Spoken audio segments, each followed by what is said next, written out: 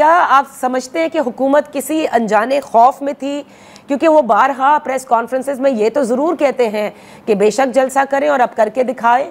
उस्मा बुखारी साहिबा ने भी यही कहा, लेकिन इस हद तक रुकावटें खड़ी करना कि जो इर्द गिर्द के शहर हैं वहाँ से भी लोग बाहर ना निकल सकें।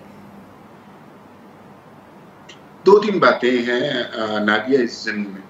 पहली बात तो ये है कि हमारा ताल्लुक इस्लामाबाद से है। आज मैं इस्लामाबाद में घूमता रहा। इस्लामाबाद शहर के अंदर कोई कारकुन, कोई काफिला, कोई ऐसे लोग नहीं थे, बिल्कुल भी नहीं। आपको बहुत हैरत होगी, कहीं पे भी आपको ऐसा नहीं लगता कि 50 कारकुन जा रहे हो जलसे की तरफ, 10 कारकुन जा रहे हो, 25 गाड़ियां जा रही हो।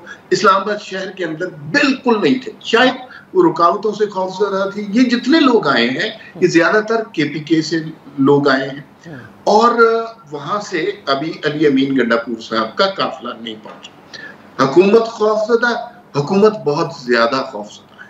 उसकी रीजन ये है कि देखिए, आप 41 शिके रखे या 141 शिके रखे, हमने माजी में देखा कि तहरीक इंसाफ की तरफ से जो बयान दिया जाता है 2 घंटे बाद उसमें उससे मुखालिफ बयान दिया जाता है और फिर वो जो एक कल्ट फॉलोइंग है उसको फॉलो करने लग जाती है। हुकूमत क्यों खौफजदा है?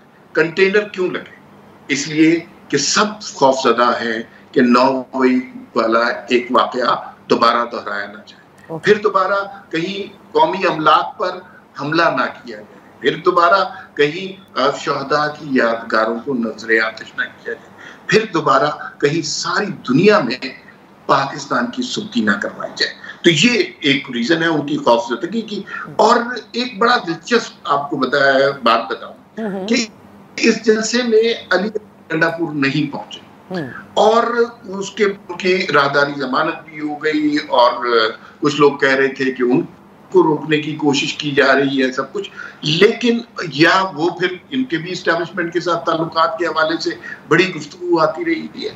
अली अमीन गंडापुर नहीं पहुंचे और 2 दिन पहले इमरान खान सहाफियों से मिले हैं। उन्होंने कहा है कि अली अमीन गंडापुर से बेहतर आदमी है ही कोई नहीं जो इसके मुखालिफ है।